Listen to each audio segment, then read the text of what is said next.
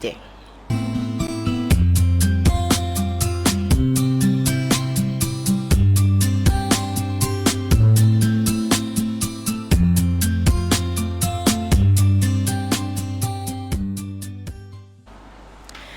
actualité Moustapha tey dañu titré les réponses politiciennes de Macky Sall. waaw Macky Sall président de la République du Sénégal.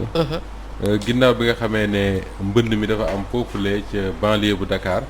rawatina gox bu mel ne Kër Massar parce que comme ni ñu ko waxee moom mooy épicentre fi mu nekk nii li nga xam ne mooy ndox mi. alors boobu ba léegi nag ñu bari doon nañu wax lan moo tax demu fa. démb ci alxames ji fa la dem moom président Macky Sall. ngir xool mbir yi fan la toll. di fàttali ne Kër Massar toll na ci situation boo xam ne am na ci gox yoo xam ne ci Kër Massar ku fa dëkk. soo waree liggéeyi gaal moo lay traversé loo ndox mi mel ni ku dëkk île ku dëkk Gorée wala feneen. ci gaal ngay yéeg te différence bi ak xëy na ñi nga xam ne ñoom ñoo dëkk ci île mooy ndoxum géej set na alors que ndox mi nga xam ne moo nekk foofu ndoxum taala moo xam ne lu ne lay àndal lu nekk mën na caa nekk donc da ngay imaginer un peu comme ni ñu ko doon waxee vendredi passé ñi nga xam ne ñoom ñoo fa dëkk ak ndox mi ci seen ay biir kër ba pare bu ñu waree génn dem doxi seen soxla gaal moo leen may ñu traversé am na si ñoo xam ne bus yi leen di jël si pour yóbbu leen fa leen di liggéeyee fa ñuy liggéeyee bus yi mënatuñu àgg ci arrêt leen daan jëlee dañuy dem jël gaal bis ñuy gaal gi yóbbu leen ba fa bis bay nekk ñu mën faa jël doog a dem liggéey nga xam ne tey jii li Cheikh Tidiane di wax sa zone poussin ak xaw ma lan nu mu àndal tey boo dëkkoon Kër Massar wala ñëwal fajiri mënoo koo sol di génn billaahi mënoo koo sol di génn donc da ngay imaginer un peu ñi nga xam ne chaque jour ñoom ñoo fay génn war a dem di liggéey donc muy une situation très très difficile voire dramatique boo xam ne loo ci gaaw rek population yi xeeb nañ ko alors président Macky Sall dem fa comme ni nga xamee ne noonu la war a defee def li mu war a def mooy dem seeti leen sauf que ma ci waxtaan ak Théodore Semedo démb daf ne ma li nga xam ne mooy les zones chaudes wala les zones rouges de Kër Massar président Macky Sall dem fa daf ko éviter donc demul en contact avec les populations yi nga xam ne ñoom ñoo nekk dans les zones les plus difficiles pour déglu leen xam ci lan lañ nekkee mais en tout cas dem na fa bon nañ jàpp dem na fa alors li am solo mooy bi mu demee am na ay mesures yu mu fa annoncé am na ci yoo xam ne dama jàpp ne baax na parce que bokk na ci li population yi di xaar mooy d'abord mu ne dina renforcer les moyens de pompage maanaam moyens yi nga xam ne moom la jël pour pomper ndox mi jëli ko Kër Massar dina ko renforcer loolu moom mi ngi mel ne malade bu tëdd di xaar koo faj loo ci gaaw xeeb nañ parce que mooy li nga xam ne mooy le plus urgent jële ndox mi ci kër yi parce que souvent dañ koy wax ne taw moom mënul ñàkk surtout ci jamono yi ñu nekk ak les changements climatiques et tout yenn saa yi mu taw ay taw yoo xam ne ay taw yu exceptionnel yooyu mënul ñàkk donc su tawee yenn taw yi forcément am na ci kër yoo xam ne ndox dina fa ne am na ci mbedd yoo xam ne ndox dina fa nekk da nga koy gis Côte d'Ivoire gis ko Niger gis ko ci réew Europe yi gis ko Amérique sauf que ci réew yooyu différence entre ñoom ak ñun moo di ne ñoom ndox mi du nekk fukki fan ak juróom seeni kër su tawee quelques heures après ndox mi day dem donc l'urgence tey mooy dindi ndox mi foofu ba bu ñu paree nag doog a wut ay moyens yoo xam ne soo liggéey su tawatee peut-être 1 heure 2 heures voire 3 heures après ndox mi dem nit ñi doxi seen i soxla yenn saa yi sax am na ci réew yoo xam ne bu waree taw yenn taw yi dañ koy wax nit ñi ñu préparé wu su fekkee ne da nga yor peut-être ay matériels yoo xam ne su ko ndox yu laalee mu yàqu nga aj ko foo xam ne ndox mi du ko laal su tawee ba pare ndox mi dem nga wàcc waa sa matériel jàmm ne ñooyu mais malheureusement suñu réew yi yegguñu en tout cas suñu réew mi boom àggagul foofu parce que nit ñi day taw météo xëy na dinay alerter plusieurs fois mais la communication bi nga xam ne le gouvernement ak les autorités locales peut-être moom lañ ci war a def ba nit ñi mën a sax ci saaku ceeb bi ñu yore seen kër ñu mën koo sauver bu tawee duñ ko def nit ñi taw bi da leen di bett très souvent ceeb sax boo ko dencee sa kër taw bi yàqu et loolu dañ ko war a dépasser parce que war na mën a nekk ñu wax leen ne leen am na taw buy ñëw boo xam ne bu tawee matériel boo am denc ko da nga daan dégg sax bu njëkk dañ daan wax ne météo nee na dina dënu wala dina ànd ak melax nga gis suñu yaay yi wala suñu maam yi jël ay sër muur ko ci seetu yi pour mu bañ a toj yooyu c'était de bonnes habitudes yoo xam ne je crois que war nañ ci di réfléchir un peu beneen boo xam ne président Macky Sall annoncé na ko nee na il faut que ñu xeex pour que lotissement yi nga xam ne moom la ñuy def dans les zones de cuvette mooy yi ñu doon tudde fii keroog les zones non aedificantes zones yoo xam ne ñu tere ku fa dëkk ñu tere lotissement yoo fi di fa am mais lotissement yooyu Fabel su président Macky Sall taxawee dañ fexe ba dóot fi am mais ça veut dire que moom quelque part mi ngi avouer un échec. Pourquoi? Parce que état wu Sénégal moom moo war a xam ku nekk fa ngay dëkk ndax yoon la nga dëkk fa la déet. maire yi di lotisser kër yi maire bu ñu ci mënti doon. di lotisser kër wala boog les promoteurs privés. yi nga xam ne ñoom Cheikh Diar xam ne dara moom zone yu dëkk yooyu moo fay am. ñoom la ñuy jox ay hectares ñuy terrasser di lotisser ay kër mais état bi. bu ci nekk xam na ba xam fii war nañ mën a dëkk wala déet su ko un maire defee au lieu ngay xaar ba nit ñi tabax ba dëkk tabax ñaari étage ñetti étage ba mu nekk dëkku lëmm nga koy arrêter mais mieux vaut l'arrêter avant mieux bala ñuy àgg foofu donc quand il dit prix de lotissement dans les zones de cuvette loolu c'est avant et non après beneen bi mu ne dina mobiliser 30 milliards pour renforcer le projet de gestion des eaux de pluie moom la ñu tuddee le projet de gestion des eaux de pluie boo nga xam ne ñi ngi ko tegoon du temps de Ablaye Wade nga xam ne Banque mondiale dugaloon na ci xaalis canadiens yi dugaloon nañ ci xaalis te loolu démb ñu ngi waxtaane fii ci Diine ak Jamono rek moom moo tax des quartiers comme tey boo demee Dalifort ak yooyu ndox mi sonalu te parce que projet bii moom moo leen ci génne tey Macky Sall ne dina ko renforcer ak 30 milliards c'est une bonne chose boo jëlee réponse yooyu mu des maintenant li ma tuddee les réponses politiciennes de Macky Sall. Pourquoi politicienne? Parce que mënoo dem ci une commune comme Kër Massar. prétexte visite bi mooy inondation population yi di la xaar ci inondation yi nga wax leen ci lu leer lu leen ci génne moom le président Macky Sall mu teg un discours boo xam ne da ngay am impression un candidat à une élection nekkaat dans le cadre de promesse. dañu war a dépasser promesse en fait dans le cadre de promesse yoo xam da nga koy déglu da nga naan c'est des promesses politiciennes parce que su ne par exemple que ni dina def Kër Massar département mu war a nekk cinquième département bu région bu Dakar donc région bu Dakar su ñu defee Kër Massar département dafay retrouver ak 5 départements Guédiawaye Rufisque Pikine Dakar non la 5 yaa ngi noonu voilà Guédiawaye Pikine Rufisque Dakar ak Kër Massar muy 5 alors muy un 5e département mu nekk aussi une vieille doléance des populations de Kër Massar parce que yàgg nañu wax ne Kër Massar dafa rëy nangam ak nangam nañ ko def parce que Kër Massar moo ëpp Guédiawaye en réalité nañ ko def département alors c'est une réponse politicienne parce que man je me pose une question quel est le lien entre inondation yi nga xam ne moom lañ nekk dans l'urgence war ko régler ak départementalisation de Kër Massar est-ce que suñ defee Kër Massar département day tax dootul inondé c'est des questions à se poser li leer moom mooy def ko département dina ko may mu am yeneen ressources yoo xam ne xëy na dina leen dimbi ci yenn politique yooyu mais ça c'est une autre histoire mais le fait de choisir moment yi nga xam ne ci la population yi encore une fois pour man départementalisation de Kër Massar du lu bon mais le fait de choisir moment yi nga xam ne ci la population yi nekkee dans des difficultés moment yi nga xam ne ci la population yi nekkee dans des inondations mu sonal leen nga war leen cee génne nga ñëw di leen promettre une départementalisation moi je pense que c'est une promesse politicienne Kër Massar bul fàtte ne 96 rek la juddu 96 la juddu nekk tey parmi les 16 communes du département de Pikine parce que département de Pikine la bokk donc boo ko defee département tey am na lu muy indi mais encore une fois si jamais ñu war a def Kër Massar département il faut surtout éviter juum parce que souvent bu ñuy dagg suñu aménagement territoire yeeg yooyu dañuy juum ci lu bari parce que yenn saa yi ñu jël benn da nga koy dégg souvent ci biir réew mi jël benn gox dugal ko ci département boo xam ne moom bëgg fa bokk wala fii la gën a jege su soxlaa këyit dafay wër dem yooyu yëpp c'est des choses yoo xam ne xëy na ñoom dinañ ci réfléchir avant comme c'est le cas de kii rek mbaaw exact xoolal mbaaw exact mbaaw boo walaay ñëpp dañuy def ne ci Tëngéej la bokk mais bokk ci Tëngéej alors que département de Pikine waaw voilà alors beneen bi mooy le président Macky Sall toujours dans ses réponses politiciennes dafa wax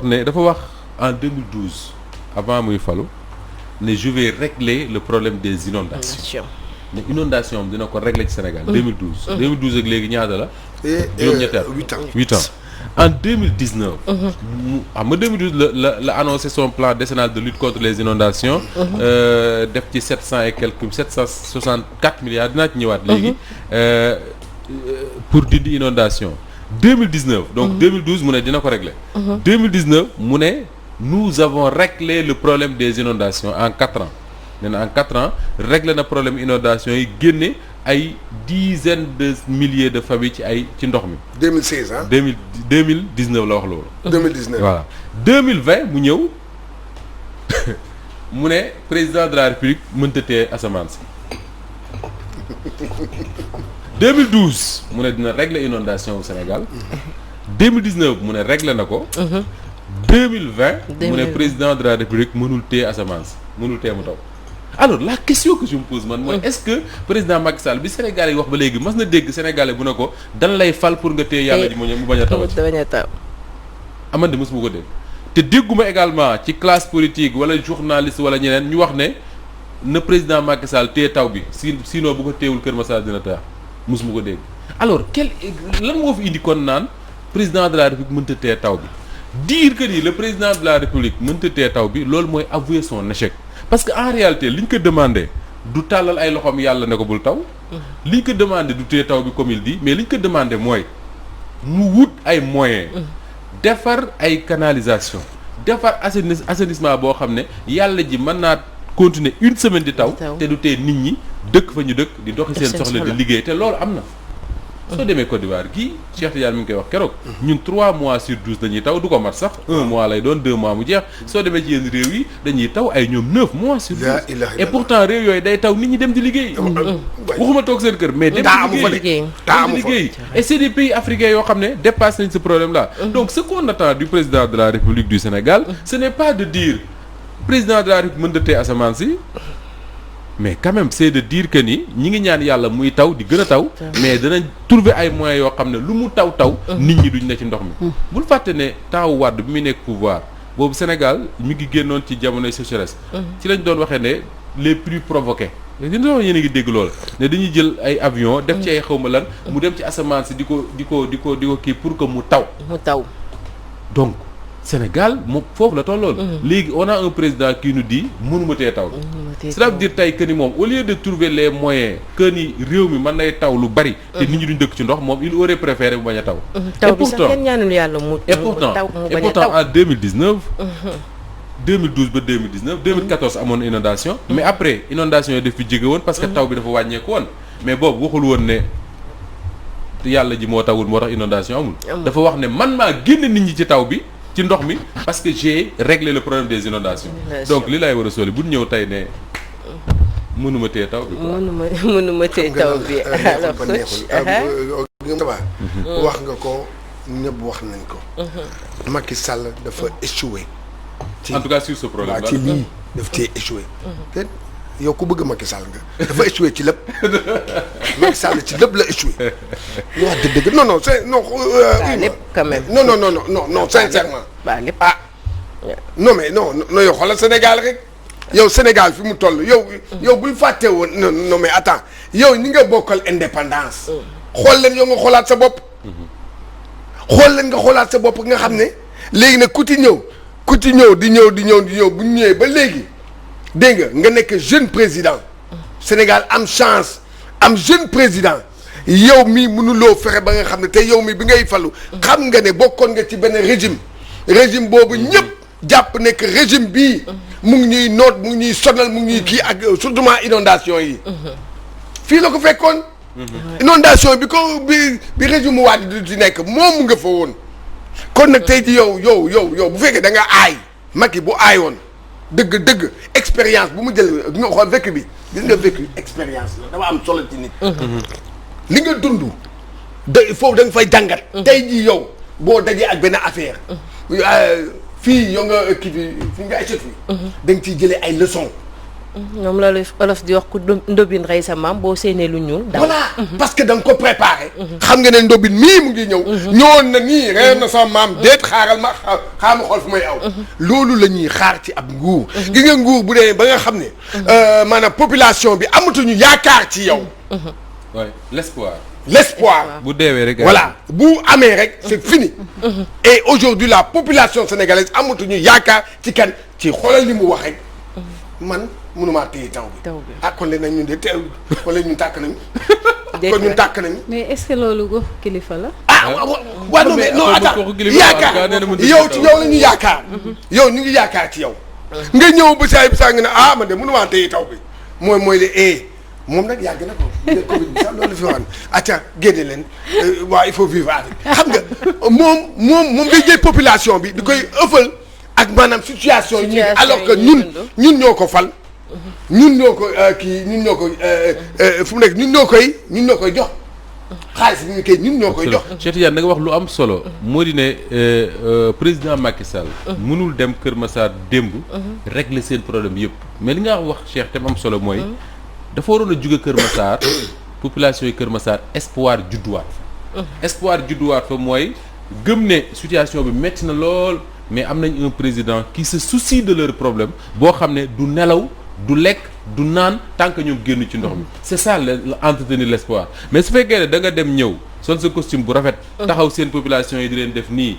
te wax ak techniciens yi dem ba pare ne wax sa discours bañ yaakaar ne pare nga dolli ci ne mënuma tee taw bi xëy na bi mu koy wax da doon tontu les hommes politiques ak waxkat yu mel ne Cheikh Tidiane Gomis ak Moustapha. mais quand tu dis mënuma tee taw bi da ngay rey l'espoir des populations tey jii. imaginaire ki tëdd ci néegam.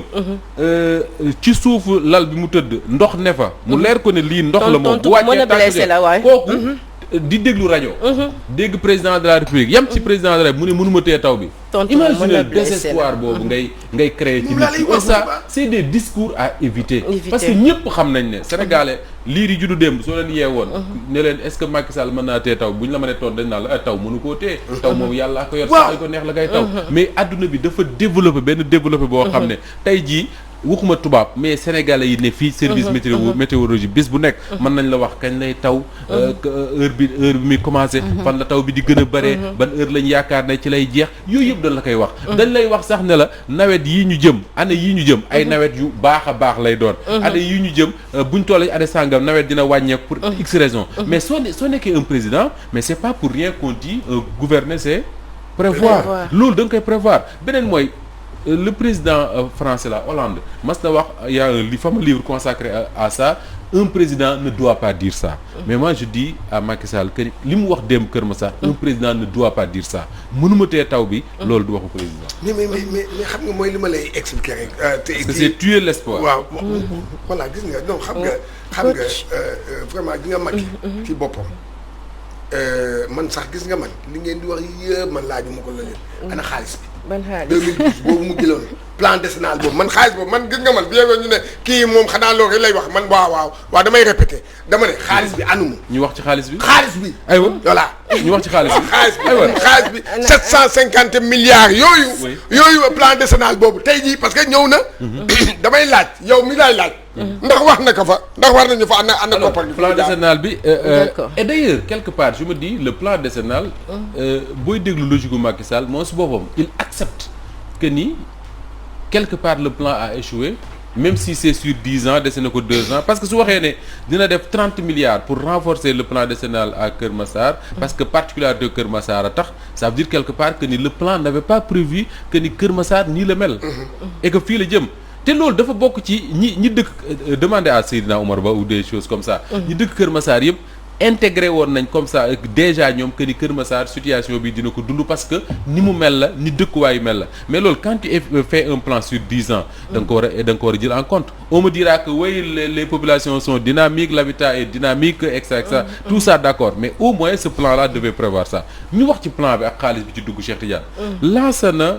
Gagny Sakho. c'est le DG de l'ONAS Office national de l'assainissement du Sénégal dafa def benn émission ci iRadio ak Mamour Ibra Kane le jury du dimanche muy wax ci wàllu xaalis boobu Cheikh Tidiane di tudd il a voulu am na sax journaliste ko tuddee le cours magistral de Lansana Gagny Sakho am na ñu ne il a fait la leçon à des gens comme Ousmane Sonko yi nga xam ne day taral rek lu nekk ñu wax alors qu'est-ce qu'il dit daf ne ñi wax ne 750 milliards le plan décennal de lutte contre les inondations coûté du loolu mu ne mi ngi coûté exactement 764,5 milliards donc moom doole na ci 14 milliards par rapport ak chiffres yi ñuy wax fii tout le temps muy benn précision beneen bi mu ne plan bi c'est un plan à 3 phases am na ci phase boo xam ne mi ngi leen coûté 5,5 milliards phase boobu moo ñu tuddee phase aménagement du territoire mu ne deuxième phase bi mi ngi leen coûté 483 milliards boobu mooy restriction ak relogement c'est-à-dire que am na kër yoo xam ne da nga koy toj am na foo xam ne ay canal la fa war a jaar yu demee noonu ñi population nga déplacé nga reloger leen bul fàtte ne y avait le plan Jaxaay bi reloger woon les populations du temps de Wade Macky Sall également amoon na plan Tawfekh bu reloger des populations à benn cité bu dul Tawfekh.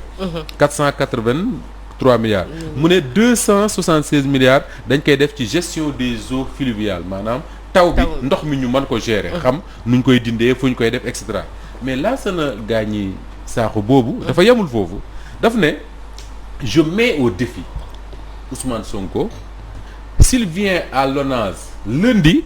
je lui montre pièce par pièce l'ensemble des montants dépensés uniquement par l'ONAS ñu ngi ko estimé ci 80 milliards parce que Ousmane Sonko daf ne seen plan bi defuñu ci lu 48 milliards moom mu ne l'ONAS dépassé na lu mat 80 milliards moom kese et que su ñëwee lundi boobu dimanche la mu ne su ñëwee lundi maanaam suba ONAS dinaa ko wan moom Ousmane Sonko pièce par pièce xaalis bu nekk fañ ko dépassé ak fañ ko dugal pour wan ko ne moom li muy wax du dëgg beneen bi moom Gagny Sakho boobu ba léegi mu ne il faut parfois laisser tomber la politique et être objectif l'information il faut aller la chercher là où elle est avant de parler aux populations boobu ba léegi Ousmane Sonko lay waxal mu ne parfois nañu bàyyi di politiser yenn affaires yi tey wax dëgg mooy dem jëli information fa mu nekk avant ngay wax population yi donc information fu mu nekk mooy ci moom mi nga xam ne moom la ñu dénk affaire assainissement mais tontu bi ñëw Ousmane Sonko bind woo ko ne ko man de pare naa pour ñëw nga wan ma pièce par pièce que ni damaa juum les vrais montants yi ngeen dépassé waa ji ne ko ajjuma dinaa la recevoir man bi ma déggee loolu dama ne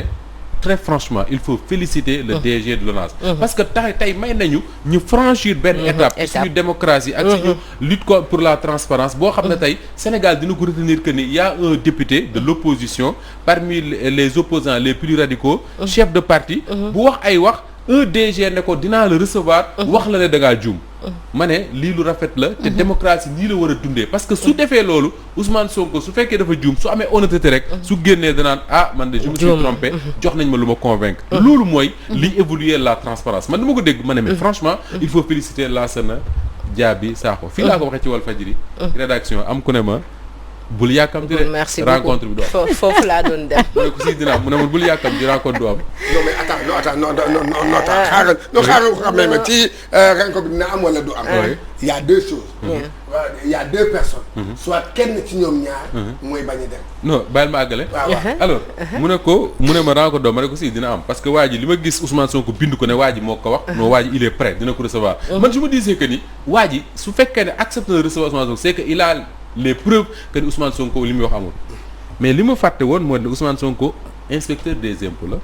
vérificateur donc soo koy wax ay chiffres du bokk ak Cheikh Tidiane mooy wax ay chiffres wala Moustapha Diop moo am na lu mu ci xam alors démb Ousmane Sonko bindaat ci page Facebook am ne Lassana Gagny Sakho woo na ko téléphone ne ko wax dëgg yàlla mënuma la recevoir vendredi ne ko mënuma la recevoir vendredi. alors la raison bi tax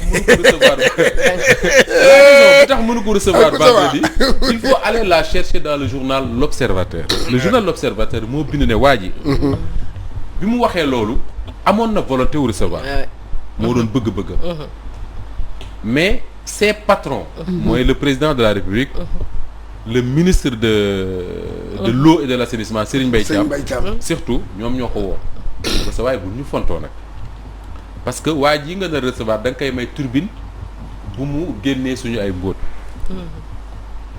il paraît même sax Serigne Mbaye Thiam daf cee mer ba dafa anglais waa ji je n'ai pas cherché à vérifier ça je l'ai lu dans le journal je le rapporte ni ma ko liiree ba anglais waa ji mais franchement Cheikh dañu raté une bonne occasion ñoom le gouvernement de faire taire Ousmane Sonko une bonne fois pour toutes su fekkee ne li ñuy wax amul parce que plusieurs fois Ousmane Sonko génn na fi ay révélations ñi koy tontu c'est des gens yoo xam ne li ñuy tontu mi amuñ ci benn maîtrise mooy les ñi Cheikh Diane di wax les allan al toppe yooyu topp Macky Sall nga xam ne dossiers yi ñuy wax xamuñu ci dara y a un député bu taxaw ci benn chaîne de télé ne l'année dernière kenn mësu fi déclarer plan Orsec mënul am sur la même chaîne le ministre de l'Intérieur ne ko waxoo dëgg plan Orsec amoon na daaw donc c'est des gens comme ça ñoo doon tontu Ousmane Sonko nga xam ne dañuy tontu amuñu benn maîtrise ci li ñuy tontu mais le DG de l'ONAS moom bu tontoo am na maîtrise ci li muy tontu parce que moom mooy gérer donc occasion la woon pour mu prouver que ni Sénégalais que ni Ousmane Sonko mi li muy wax amul. te je lui ai démontré que ni li muy wax amul. mais malheureusement on a raté cette occasion là et le gouvernement a raté une bonne occasion de faire taire Ousmane Sonko. waaw mooy Moussa voilà pour les chiffres. waaw non c'est que Moussa Ba. lenn dafa leer depuis bi fi Macky Sall ñëwee. da ngay xoolaat rek. scandale yi da nga ci gis kii est-ce que gis nga benn boo xam ne ban scandale nga fi gis. mu am population bi am ci lu leer. am na amul Moussa Ba kon gis nga man lii bu ma ko malheureusement lii suivre ma ko woon sax yow ni nga ko suivre nii. mais bu ma ko suivre booba laaj na damay ne bi deexi du recevoir Sonko. non xam nga lu tax non ñi la wax dañoo xam nga dañuy xam régime bi nu muy doxee. am na yu bëri yoo xam ne fii leerul boo ko bëggee leeral sax yow dañuy xoolal sa tànk la ñuy damm bu ko def boo ko defee da ngay sonn te mën naa la wax leen kii de yërëm naa ko. am na ñu ne dañ koy dàq. dañ koy dàq oh noonu da jël lu leer laa lay wax dinañ ko dàq de ba non xam nga parce que xam nga la dafa da doon leeral nag affaire yi rek lépp leer parce que comme ni nga ko waxee Ousmane Sonko moom mii nangu dem xam na lu tax mu nangu moom mii tamit bu Ousmane Sonko amuloon lu leer kon du nangu dem parce que xam na ne lii maa ngi dem parce que lii moo am te loolu et puis stratégiquement aayuñu xam nga lu tax kii Moussa Ba lii day gën a dooleel Ousmane Sonko. mais c'est sûr bien sûr. da koy gën a dooleel. day tax ne ñu doon wax Ousmane Sonko lii ak lii dañuy naan non dëgg Ousmane Sonko. xam nga Cheikh Diane dafa am lu suñu ministres yi suñu DG yi même ñi nga xam ne ñoo am une parcelle de pouvoir au Sénégal. dafa am loo xam dañ ko tàmmal nit ñi te souvent dara du leen ci fekk. mooy dañuy toog ci télé wala ci rajo. défier nit parfois ñu défier tout un parti politique. Parfois ñu défier toute une corporation parfois da ngay gis ñu ne journalistes yi li ñuy wax xamuñu ci dara te bu ñu ñëwee mu prouver leen dañoo juum. et très souvent bu ñu koy wax dans leur fort intérieur. ils savent que kenn du ñëw naan leen dama ñëw pour ngeen wax ma ne ngeen wan ma ne damaa juum. peut-être que Lansana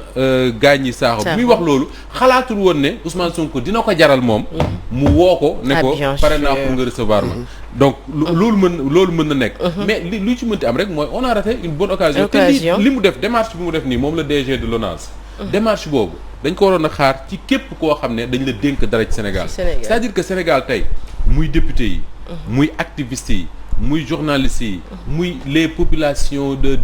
ñi ne ci mbedd mi affaire ku ci nekk rek am nga loo xam ne yow moom ngay contribuer ci ni ñu yore réew mi kooku am na droit même les syndicats am nañ droit toog ba mu jàkk ñu poser ay questions mais kuy gérer am nga possibilité parfois nga woo nit dégg ko ci télé arrivé na fi ñoo xam ne dans le dossier Sénélec Akilee mais bi coow li bare le DG de Sénélec il a reçu ñoom Guy Marius Sagna le gars de Akilee il a reçu ñoom Guy Marius Sagna il a reçu d'autres personnes ku ci nekk mu ñëw mu wax leen ne leen man lii mooy sama ay dossier lii mooy li nga xam ne moom laa yor lii moo tax ma ngoy fi ma ngoy mais ku ci nekk ci ñoom muy nga tudd Cheikh Diane nga tudd Fanta waa ji du sa papa du sa yaay su la waxee pare am nga droit dem sa kër xool ne kii de li ma wax doy na ma wala doyuma mais c'est ça la transparence la transparence c'est ça tey jii ak dossier bu mënti doon rek koo dégg un bon DG nga dégg nit di ci wax mu leer ne kii dafa ci juumte la nekk mais woo ko mu ñëw nga jox ko nga jox ko alors xam nga yow li ngay wax da nga may rappeler rek dafa am fii aire de jeu benn président de club nekk Ligue Pro toog fii ma wax ko mu tëdd fii tam ne na waxoo dëgg ñu wàcc plateau émission bi wàcc plateau bi sax mu ne dëgg waxul nga dëgg de non li ngay wax mooy. les Sénégalais dafa am non dafa am ay hypocrite dafa am ñoo xam ne du ñu wax dëgg. et souvent c'est comme ça que ça se passe hein. sur les plateaux. waaw dañuy argumenter pour défendre seen position mais bu ñu wàccee xam nañ ne dañuy nangu li nga xamante ne moom moo fi nekk. même dans les débats entre hommes politiques. da ngay gis ñaari hommes politiques ñu jokkalante ci débat ba wax dara ba mais man ça m'arrive mais ñoom bu ñu génnee da ngay gis waxuma sax man journaliste man sama yoon nekk mais da ngay gis entre ñoom kenn ne ci sa waay li nga wax dëgg la. bien sûr. moom laa lay wax. waaw mais loolu du ñu. yenn saa nga dégg sax ku ne suñu waa ji dafa naqaree défendre nag. mais loolu. non duñ ko non mais non c'est que Moussa Ba neexul ba neexul xam nga boo nekkee ci plateau quel que soit télé bi nu mu munti mel am na au moins 10 personnes yu koy seetaan. te ñooñu ci population bi la ñu bokk. ñooñu la yow yaa ngi leen di wax. maanaam mais coach aussi c'est normal et ça se comprend su fekkee da nga nar a dem ci plateau télé pour accepter dëgg yi ñu la nar a wax jarul ngay dem. il faut mais da ngay défendre sa position aussi. léegi am na ci des hommes politiques que je connais. ci pouvoir comme ci opposition. ci pouvoir sax ñoo xam ne tey kenn jaralu leen ñuy toog ci plateau wu télé di wax ay safaan. kenn jaralu leen ko ak ku mënti doon. am na ci ñoo xam ne également dañuy war a dem une émission ak Cheikh Tidiane Gomis. mu ne tey on va parler des investissements du président Macky Sall dans le sport. nga woo le ministre des sports wala nga woo keneen mu jox la ay dossiers yoo xam ne yow da ngay gis rek ay chiffres yi xamoo ci dara. nga ñëw toog ci télé bi di tarara naan def nañ fii nangam def nañ fii nangam def nañ fii nangam. or man je le dis très souvent ñun moment bi ñu toogee di wax nii. y a des centaines de Sénégalais yu toog jàkkaarloo ñun duñu xool. gën ñoo xam fuuf li ñuy wax am na ñoo xam dañuy wax ba pare ñu reetaan tëj ne xoolal Moustapha il raconte des histoires. li mu wax dara amul dem seen yoon et ñooñu dañu jar a bàyyi xel. te ils sont nombreux. ñoo xam ne li ngay wax ñi ngi lay xool nga leen di xool ñoo la ko gën a xam fuuf. la seule différence mooy yow tu as la waaw. c'est même pas une chance. tu as le malheur d'être devant la télé de parler ñoom ñu toog seen kër xam li ñu xam ba pare toog wala fi nee nañ li bëy xam ba muy ba li bëy lekk li bëy añee ba sax sikkim di tëb di dal xar lekk na ko ne nem seen dégg dëgg Moustapha léegi coach man dama bëggoon ñu ñëwaat tuuti ci visite bi nga xamante ne président Macky Sall def na ko foofu ci kër Massar dafa am ku ma ciy waxtaanal visite s'appelait waa d'accord comme noo ko ni nga ko kiiwee rek dafa am ku ma ciy waxtaanal mu ne ma président Macky Sall dafa am ay guide te duñ ko yóbbu fi ñu ko war a yóbbu suy dem di def visite boobu dañ koy dem yóbbu foo xamante ne bala ça va ndox bi wàññeeku na wow na ñu ma ne ko loolu du excuse parce que tollootuñu jamonoy Abdou Diouf yi nga doon wax naan bañ ne ko mbuusu meew juróomi dërëm am na daf ko jaaxaloon alors monde bi évolué na tellement que léegi defe naa président Macky Sall bu seetaanee télé yi sax wala mu xool ci réseaux sociaux yi dina xam li xew ci dëkk bi donc loolu du excuse pour ñu ne guide yi dafa am fu ñu koy yóbbu foo xamante ne dañu xaar ba ndox bi jeex ñu yóbbu ko foofu pour mu def visitam et on dirait que ça va bu ñu xoolee li nga xamante ne moom mooy da ngay dem mënoon nañ ko yóbbu pour man foo xamante ne day jël gaal comme ni nga ko waxee moom mu jël gaal dugg ci gaal bi traversé parce que loolu am na gis nañ ko. mi ngi surtout que gaal yi sapeur yi ñoo koy gérer. moom bu fekkee dafa ragal daal sapeur yi mën nañu koy gérer ba du daal. waaw du daal du tooy. beneen bi mooy Fabel mooy la meilleure façon. bu mu doon am pour xam li xew su fekkee ne bëggul dugg ci kër yi dugg ci ndox yi. mais na accepte recevoir les chefs de quartier. 144 chefs de quartier nee nañ de Kër Massar se sont mobilisés pour le rencontrer ñooy leen du fi daal du fi amee. ñooñu boo demee ci quartier soo bëggee xam lu xew mais rencontrer les chefs de quartier. mais ñoo xam nga loolu laay wax souvent bu dee da ngay aider population bi. bu dee da ngay kii ñaari ñu ngi nii. boo leen rombee doo régler ce problème ci population bi. moom mooy chef de quartier ak imam. ñoom ñaar absolument boo bëggee jàppale population bi jaaroo ci ñooñu biñ deexi wallahi taala doo jàll parce que d'accord na ak yow de chef ñooñu ñoo am direct ñooñu au quotidien ñu ngi ak population bi xam nañu ku nekk kër gu nekk xam nañu li ngay dund kër gu nekk xam nañu kii donc nag loolu la kii li mu wax ni bu jëloon chef de quartier yi jël imam yi woo leen toog leen acal wala nañu wax dinañ ko wax ne ko kër fii ndox bi fii ñii lekkatuñu. ñii tëddatuñu. ñii wax leen lépp. bu boobaa nag moom mu xam nu muy def. waaye li mu def nii man sincèrement dem nii di man li ma ko gis yëpp mu ànd ak ay gàngoo ay nit topp ko ñoo xam ne duñ ko wax mu dëgg. duñ ko wax dëgg dañuy wër ak moom di koy wax nii mais vraiment c'est malheureux. mais Cheikh Tidiane ndax Moustapha bu fekkente ne moom li ñuy wax ni bëgg na 3e mandat. ci kaw nag pardon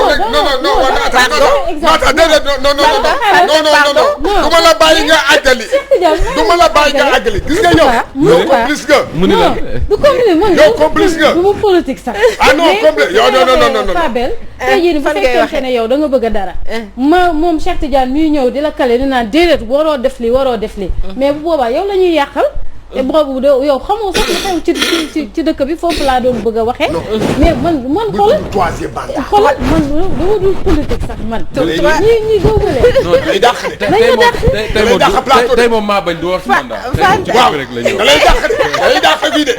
Macky Sall da lay dàq fii de. na ma dàq. biñ dee boo ne troisième mandat mu dàq la. xamuma ko. da lay dàq de. xamuma ko. moom du ko dàq. ñaari salaamaaleykum mënu ma ci non Macky Sall da koy dàq de. na ma dàq parce que dafa ne bu dee bëgg na troisième mandat donc du dàq Fanta moom Fanta da koy arrangé. non c'est que nag gis nga nag lii Moustapha wax sànq. moom moo ci ne. ni muy waxee ni di diggaate. loolu kese la gis nga man li gars yi di wax yëpp man dama kii. man Macky Sall mii lu mu bëgg. loolu la bëgg. parce que ni muy acte yi muy posé yëpp di def nangam. gis nga ça interpelle. waaw loolu kese la. bu la kenn nax. dégg nga ni muy parce que fale mënuñu comprendre actam bi quand même saa yu soxla situation demee ba taxaw rek xëy na bu amee nu mu toll situation bi rek mu rejeté ko bàyyi ko askan bi mu mel ni dafa naan c'est ça aussi qui pose problème Fabel mooy très souvent da ngay am impression que ni président de la République très souvent dafay rejeter la faute sur les autres c'est-à-dire que wax na fi ne bi mu fi njëkkee def rencontre sur les inondations ci la waxee woon ne nit ñi di bàyyi di dëkk foo xam ne dafa am ay ndox mais nit ñi dama koy wax souvent dem maa ngi wax fii ñuy reetaan quoi may ne rond point Liberté 6 bi Cheikh demal tabax fa kër xool booy gas alkaati yi di la fekk waaw booy gas ñu la fekk donc si les gens ñi ngi dem di dëkk ci ay zone non édificantes état bi xam na ko parce que état bi xam na zone bu nekk la fa nekk état bi mooy seetaan bañ dëkk fa tey jii bu président Macky Sall décidé woon ne bëggatuma ci réew mi ñu dagg fenn kër te defuñu fa assainissement bu baax ba pare dootul am ku ko def ñu teg la ci yoon mais soo gisee les maires ñu capable def di poser yenn actes yi kenn du wax dara mais c'est ça le problème devoir de transparence très souvent dafay nekk loo xam ne ku ci nekk ci responsable ñi nga xam ne ñëpp dañu am des responsabilités sur les affaires publiques seen devoir de transparence moo leen war a yóbbu ci ñuy fàtte par exemple le président de la République mi ngi leen di xool wala diw mi ngeen xool le seul juge mooy lan mooy les populations yi nga xam ne ñoom ñoo leen dénk parce que sànq maa ngi lay wax dans l'histoire DG wu kan laa doon waxati la ak lii Sénélec affaire yooyu xam nga quand je dis que ñoom Guy Marius Sagna par exemple ñoom quand ils ont fait la démarche dañu bëgg a rencontrer les différentes parties avant de se prononcer mais su neexoon les gens concernés ñu bañ le DG de Sénélec par exemple rencontré wul ñoom Guy Marius Sagna les syndicalistes ñoo leen rencontré wax leen leur version des faits. xoolal lii rek lu tax moom recevoir leen. c'est son xam nga loolu moom mooy tappale. c'est son problème. loolu mooy tappale. donc moo tax acte bi nga xam ne moom la Lansana Gagny Sakho naroon a posé mu nekk un acte à saluer. mais malheureusement il ne l'a pas fait parce que peut-être ses patrons n'ont pas dégg li am ak DG ONAS li am ak DG ONAS bi ak kii. loolu moo am ak bitey bu Sénélec moo tax recevoir bu ñoom Guy Marius Sagna xam ne bu leen recevoir dinañ ko wan loo xam ne ñoom dinañu xam ne que moom nekkul ci dëgg du of nag génnee na kii ma xaw ma lan kii génnee na kii ba wax non dëgg gis nga ci wàll boobu man gis nga sincèrement bàyyi leen di wax kii man wàll boobu wàllu affaire politique la du dara loo xam ne dégg nga affaire ak les boobu affaire politique rek moo tax parce que li ciy am nii xoolal li ciy am loolu la ñuy wax yëfu transparence affaire bi dafa leer bu ñu la ko wanee bu ñu la tegalee tableau bi ñaari tableau yi bu ñu la ko tegalee da ngay xam ne que lii dafa leer te man mënumaa comprendre yow nit ki comme ni ñu ko vraiment dinaa répété waat ngeen baal ma dinaa répété waat mooy nit ki yow bi ñuy projet bi fi mu la fekk yaa ngi foofu woon ci biir Sénélec bi yow nga taxaw ñëpp taxaw nga ne bii baax na nga dem ci ay télé nga ne lii baax na ba pare yow nga ñëw ñu fal la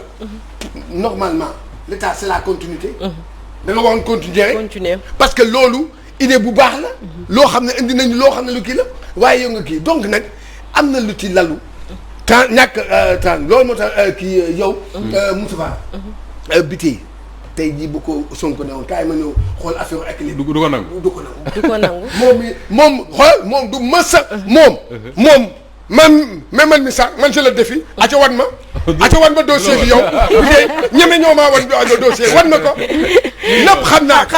xam nga Moustapha xëy na foofu la ñuy tëjee ndax. Babacar Diouf dafa biddanti. wax ne. mi ngi nii dafa biddanti. dafa biddanti Babacar gaa ci la dëkk moom du tey rek moom garaawul comprendre nañ ko. et Fabel. alors ñu ngi doon wax mi ngi ma envoyé message ne mi ngi leen di seetaan Moustapha mi ngi leen di ziar. Kabir ci États-Unis Kabir ci États-Unis Kabir ñu ngi koy ziar ñu ngi koy ziar nuyu naa la jaajëf waay ñu ngi koy ziar bu baax a baax a baax. Kabir fii daal tappale rek fi nekk Sénégal bii. moo tax mu daw génn dëkk bi. voilà yiy daw fii tappale rek nguur gi day tappale rek. alors man nguuru Macky Sall bi Moustapha nañ ko wax rek parce que 2012 ak léegi dossier bu am transparence quand même gisaguñ ko fi ndax ñun gisuñu fi li fi ci dossier yëpp gisuñu fi benn boo xamante ne atte nañ ko mu jaar ci yoon ñu ne ki ñu atte tëdd na lii wala seetal nañ ko wala nangam dañuy wax ci dossier bi tuuti ñu def ñetti commentaire après nga dégg kenn dootu ci wax. man parfois dama naan est-ce que c'est pas une stratégie politique wala une stratégie de communication bien élaborée par le pouvoir de Macky Sall qui fait que tey médias yi bu ñu jëlee benn dossier nekk ci pendant une semaine rek beneen génn ñu def ñu jàll ci beneen. après dañuy toog mu jàgg ñu ne mais attends différent wu Cheikh Tidiane ak Fanta fan la mujjee ñu ne mujjul fenn gars yi on passe à autre chose. et je crois que loolu li ko mën a kii rek mooy ñi nga tudd sànq. mooy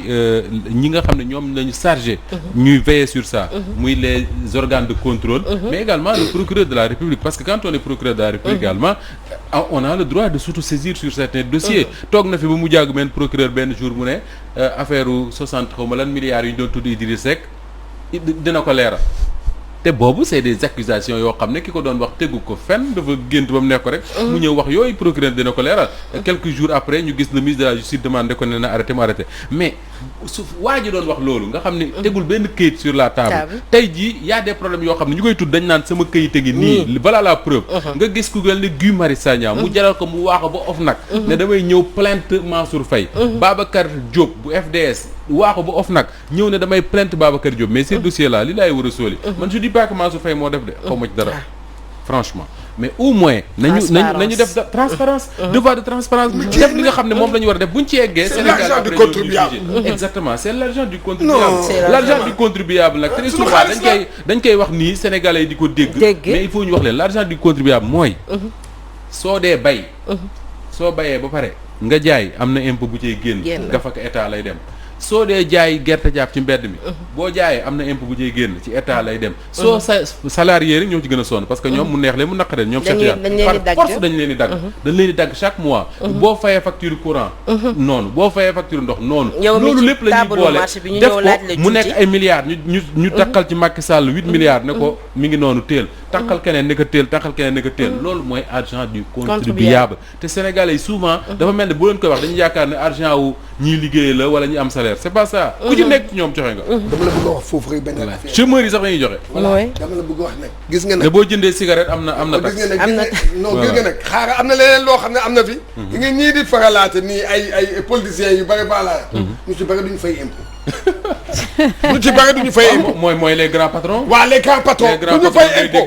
c'est non loolu il faut ñu koy wax parce que am naa ci lu leer naññ boo ñu ci bari mooy politiciens yi ak patron yi yooyu doo leen fay impôt da leen fay impôt comme man ni may fayee impôt da leen fay impôt fay non non on fay ñu de waaw mais loolu est-ce que c'est intéressant parce que su fekkee nguur gi fi nekk moom nga àndal ba tax na doo fay impôt bis bu fi jógee keneen ñëw ku am ku ki sénégalais yi di xaar bis bu yegsee xëy na bu xoolee soo demee ci tubaab yi ñoom da ngay dégg très souvent ñu def li ñuy woowee redressement fiscal c'est-à-dire que mën nañu ñëw. voilà li nga waroon fay yëpp. loolu balaa ñu laa attaqué rek. mooy léegi yow maanaam faraloo nguur. boo faraloo nguur rek ñu attaqué la. ah oui am na ci patron kay mën naa. Sidi Lamine bëgguma tooñ voilà. Sidi Lamine am na ci patron de presse yoo. sonal nañ ko fi xaw nañoo tëj. ndax impôt bu leen topp. te impôt bi teguñu ko fenn loolu wax discours bu neexul ci jiite. jeex na mais am na ñoo xam ne fay ñu kenn laalu leen. mais tant que yaa ngi. am na fi benn télé boo xam ne kenn laalu ko. tant que yaa ngi koy wayal. fayul impôt tant que yaa ngi koy wayal Cheikh doo bàyyi ma àggale. man am na télé boo xam ne mu ngi fii fayul impôt. tant que yaa ngi koy wayal jumboori buuri buur daal yi dara du xew. yaa kii Cheikh Tidiane dafa bind yow nga maas. non. léegi yow man Marc Fanton no comment. léegi wax déet non solidarité dafa am. non da ngeen am droit solidarité. yéen ñaa ñi régal naa. waa léegi attends 2 fois voilà 2 fois. yéen ñi yéen doon solidarité ak ñu. yéen vous êtes complice. xaaral coach yow léegi yow soo bindee. Moustapha Mass lu ci des. lu ci des. yéen ngeen dëgg ngeen publier non ñu publier. publier leen dimbale leen ñu. heureusement ba mu nekkee en seen direct yooyu ngeen di bàyyi amu fi de. en direct ngeen di am foofu alors Moustapha mu mel ni am na solo waxtaan wi waaye waxtu wi xoj nañu. waaw waxtaanee nañu mbënd bi dugg ci yeneen i ponk mu am solo lool mu mel ni lu nekkat lu ne jonn moo koy faj noonu la ko olof di waxee kon ñi ci ndox mi soxla nañu lu ne jonn alors Moustapha ñu jox la rendez-vous kon beneen vendredi. maa ngi lay jaajëfal baax Fabel di jaajëfal ñëpp ñi nga xam ne ñoo ñuy seetaan dëgg ci kàddu yi ñu koy jéggalu bu baax a baax xam ne yéene bi rek la. tey nag particulièrement damay remercier ñi nga xam ne ñoom ñoo nekk sur la page Facebook de Walfadjri. am na si ñoo xam ne dañ may bind depuis Dubaï Arabie Saoudite Canada et cetera di poser ay questions yoo xam ne parfois man daf may jaral ma jël sama temps di tontu ci yenn questions yi c'est vrai que sooy recevoir des centaines de messages par jour mënoo di tontu yëpp mais bu am na ci yoo xam ne franchement daf may jaral ma jël sama temps tontu ko parce que day prolonger le débat bi ñuy def fii te daf ñuy enrichir ñun aussi ñu ngi leen di gërëm bu baax ñoom ñëpp merci beaucoup à toi Moustapha ñu sant leen gërëm leen daal di dellu léegi régie jëli suñu rubrique sport.